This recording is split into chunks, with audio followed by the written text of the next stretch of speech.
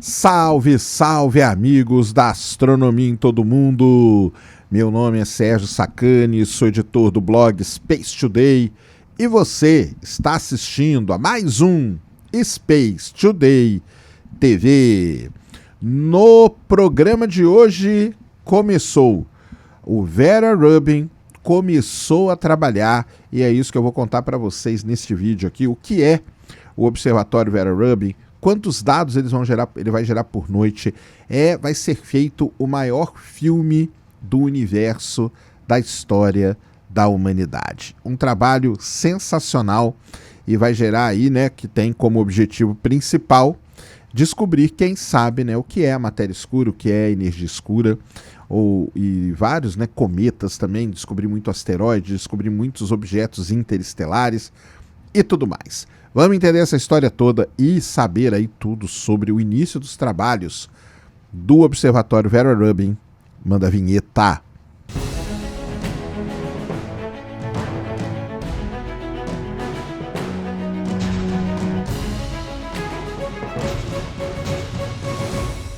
Muito bem, pessoal, vídeo novo aqui no canal. Antes do vídeo começar, você já desce aí, já deixa o seu like, já se inscreve no canal, para você não esquecer durante o vídeo e para ajudar a causa da divulgação científica no Brasil. O Vera Rubin, um grande observatório construído ali no Chile, começou oficialmente os seus trabalhos e é sobre isso que eu vou trocar uma ideia com vocês aqui.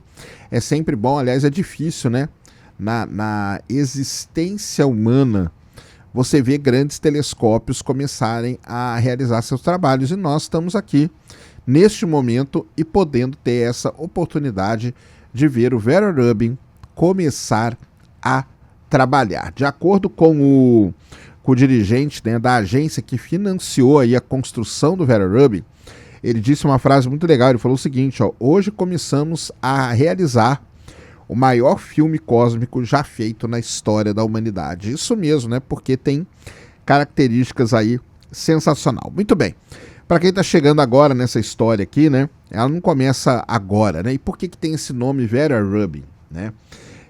A Vera Rubin, uma grande astrônoma, tá? Ela morreu em 2016, mas ela passou boa parte da vida dela atrás de um problema que ninguém conseguia resolver. Na década de 1960, a Vera Rubin se tornou a primeira mulher autorizada a observar oficialmente usando, né, o Observatório do Palomar na Califórnia. Lembrando que o Observatório do Palomar, numa época, ele já foi o que é o Vera Rubin hoje, né? Um grande observatório, o maior observatório do planeta, né? Numa época em que o próprio observatório não tinha banheiro feminino. Olha só que interessante, tá?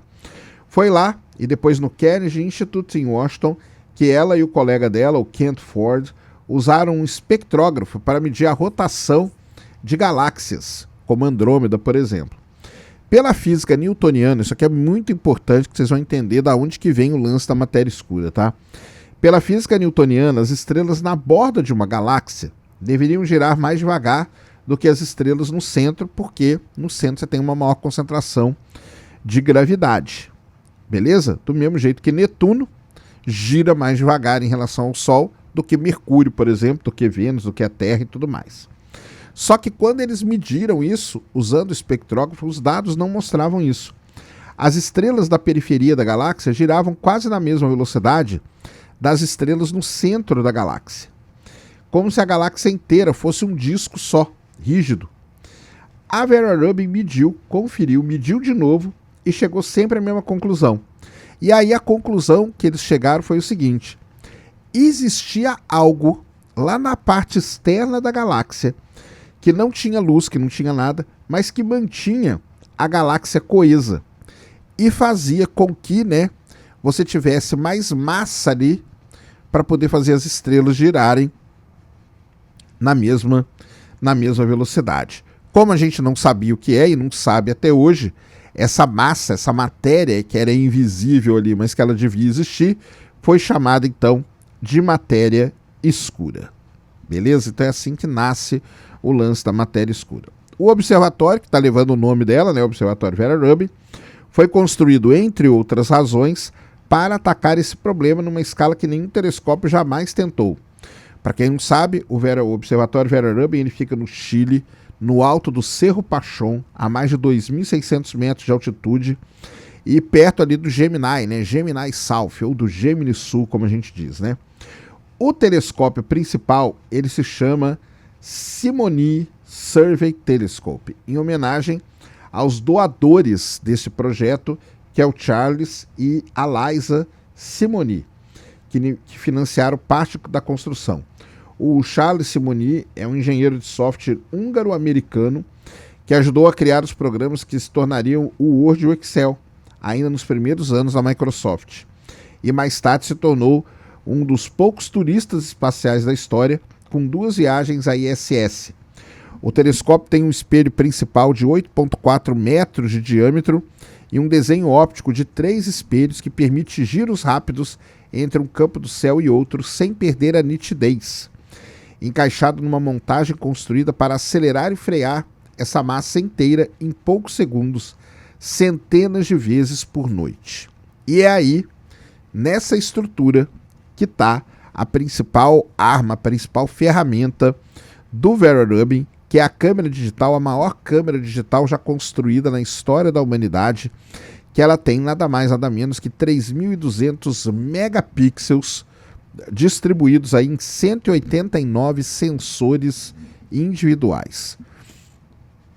Uma única fotografia dessa câmera aí tem detalhe suficiente para exigir centenas de telas de televisão de alta definição lado a lado para ser exibida em resolução completa. O projeto Vera Rubin ele é meio antigo, ele nasceu no ano de 2001, tá? E ele não tinha esse nome, ele chamava LSST, que era o Large Synoptic Survey Telescope.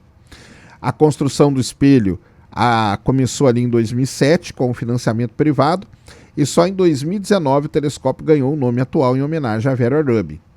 Entre o desenho inicial e a primeira luz real se passaram mais de 20 anos de engenharia, testes e ajustes finos. E é isso que eu falo para vocês, né? Então, assim, a existência do ser humano ela é muito pequena, né? A gente vive aí, né, numa, sei lá, 100 anos, que seja 100 e poucos anos, mas que seja 100 anos, tá? Se um telescópio, ele leva mais de 20 anos, desde a sua ideia até ele ficar pronto e ter a primeira luz que a gente chama, isso quer dizer que um ser humano na sua vida útil aí, ele vai conseguir ver no máximo 2, no máximo assim 3 grandes revoluções tecnológicas, o que é muito pouco, né, da gente acompanhar. Mas é isso aí que acontece, tá? E em junho de 2025, né, veio a primeira mostra pública, batizada de First Look, tem vídeo aqui no canal, onde estão as primeiras imagens, né?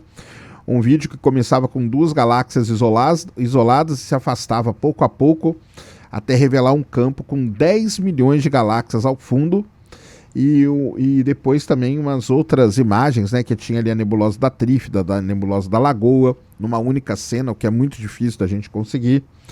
Depois era a passagem oficial da construção para operação em outubro de 2025, e aí teve todos, desde outubro de 2025 até agora, foram meses de calibração, revisão e tudo mais. Em fevereiro de 2026, veio a ativação do fluxo de alerta automático.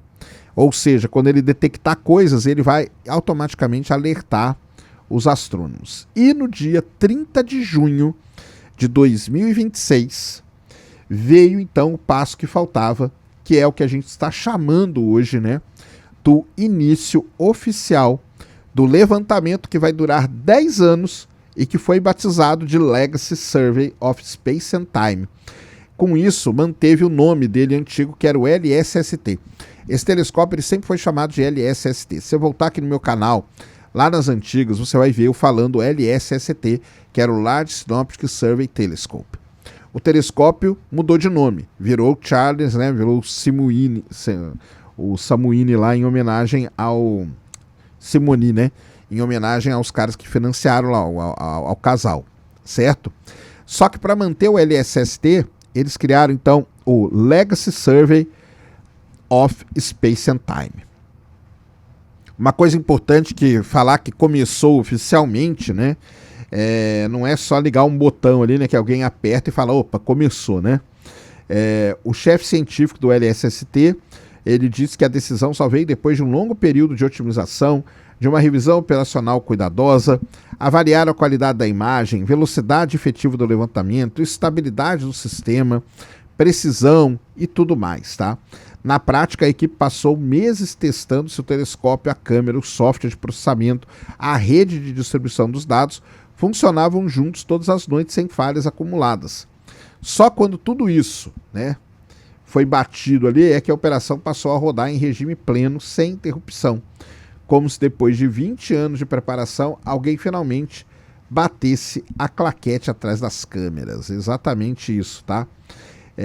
E rodar é praticamente algo literal mesmo de falar, tá? Esse conjunto aí, que é o espelho, né? O Rubin agora ele captura olha só, uma imagem nova a cada 40 segundos, 1000 fotos por noite.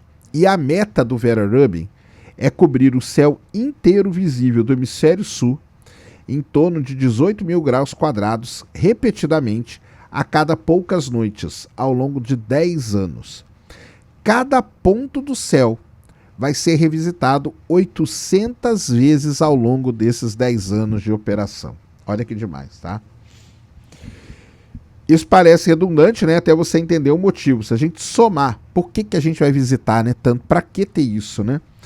Porque se a gente somar as várias exposições do mesmo pedaço do céu, os astrônomos vão conseguir, por exemplo, enxergar objetos tênues demais para aparecer numa única foto, que é como se você empilhasse, né, várias imagens, que é o que a astronomia já faz várias vezes, né, que é o tal do empilhamento que a gente chama, né, que é o stacking, ou somar várias fotos, que é aquele pontinho de luz que é fraco, ele acaba ampliando, e o ruído, que é mais importante também, acaba diminuindo. Isso é muito interessante, tá? Cada noite de operação do Vera Rubin vai gerar cerca de 10 terabytes de dados brutos. Sempre que algo no céu muda de posição, de brilho ou de cor entre duas fotos, como um asteroide cruzando o campo, uma estrela explodindo ou uma variação sutil de luminosidade, o sistema dispara aquele alerta automático. Por isso que eles testaram antes o alerta automático para ver se ele disparava o alerta certinho, beleza? Então isso também é uma coisa que foi interessante. Numa única noite, esse número pode chegar a 7 milhões de alertas. Nenhum ser humano processaria isso manualmente, nem em um ano.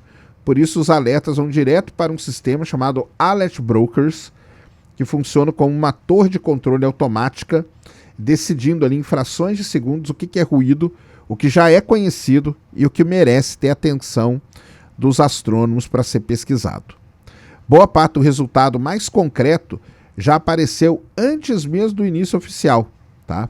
Durante as pesquisas ali de otimização do observatório, que antecederam esse início, né, formal do levantamento, ali quando estava na fase de ajuste, tá? Só na fase de ajuste, só calibrando ele, 11 mil novos asteroides foram descobertos, tá?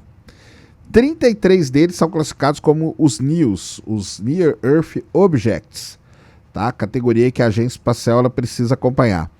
380 são objetos transnetunianos, que a gente não conhecia, que são aqueles objetos que estão ali além da órbita de Netuno. Ou seja, isso só falando no período em que ele estava em teste, em calibração, em comissionamento, como é dito, tá?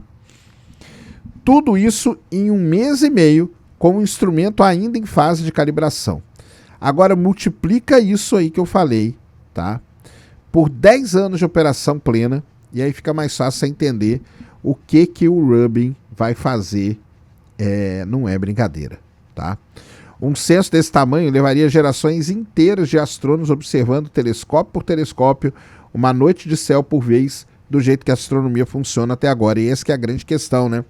A gente fala, o Vera Rubin, ele não é um telescópio que vai funcionar do jeito tradicional, né? Que você pega e fala assim, observa a galáxia de Andrômeda aí tantas horas e fica ali observando. Não é assim. Ele vai ficar varrendo o céu e vai guardando esses dados, e quando tiver coisa que muda, ele gera um alerta para os astrônomos, né? Depois dele conferir se aquele objeto ele é interessante ou não, se ele já tinha sido detectado ou não, ele gera esse alerta e assim os astrônomos seguem, né? Os asteroides, né, são apenas uma fração do que essa máquina aí vai capturar.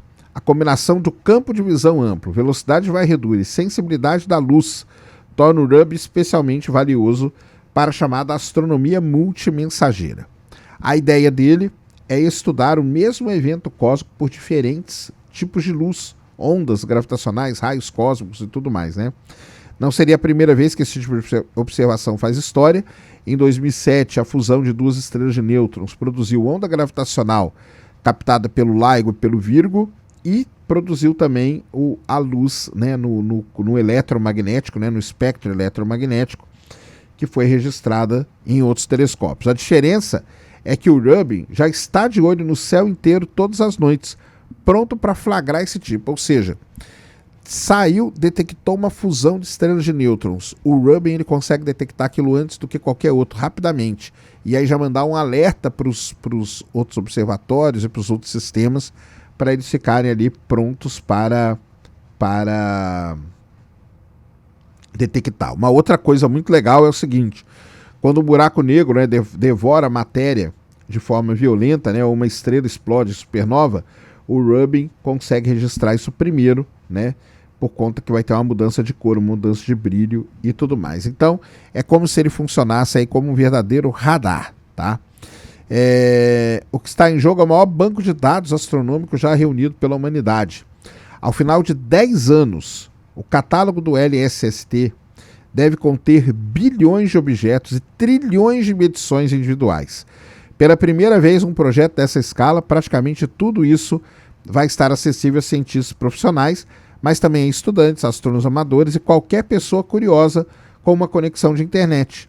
Uma nova leva de dados, batizadas de Data Preview 2, já está prevista para ser liberada entre julho e setembro desse ano, com uma primeira amostra pública do que vem a seguir.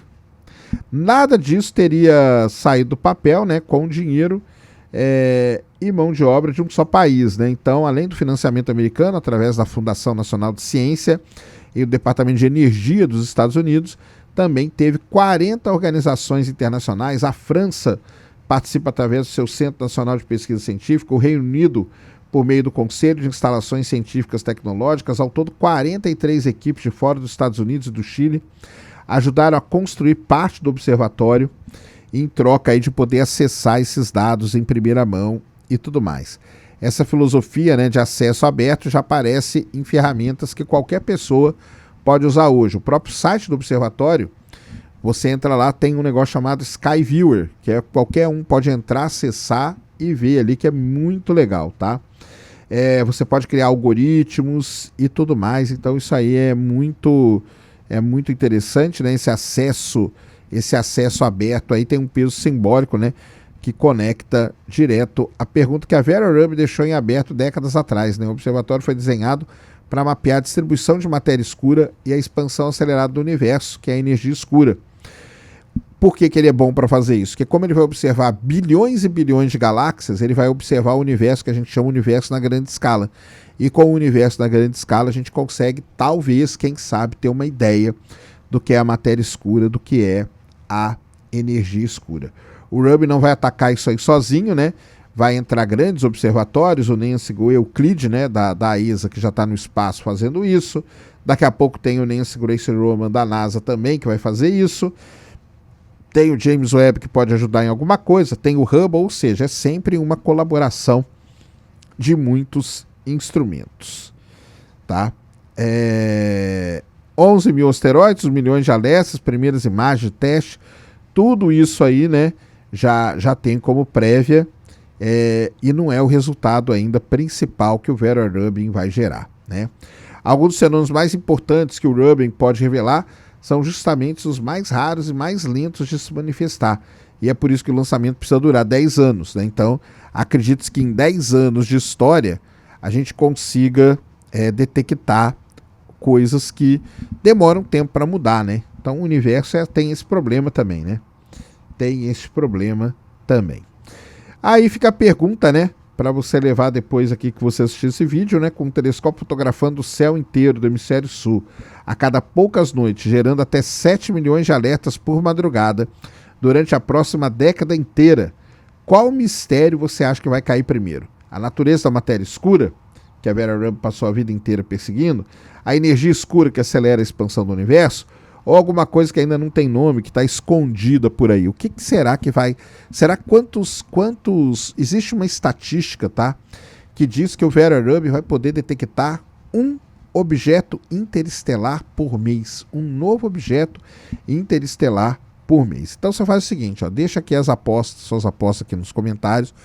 Obviamente que a cada grande descoberta do Vera Rubin, a cada grande observação dele, a cada dado que for liberado, coisas grandes que ele for fazendo, nós vamos vir aqui trazer para vocês, então vocês vão ficar por dentro de tudo que vai acontecendo com o Vera Rubin, que começou agora a sua jornada aí atrás dessas grandes descobertas. Eu acho que as primeiras grandes coisas que vão acontecer, essas descobertas de asteroide, que já teve, né?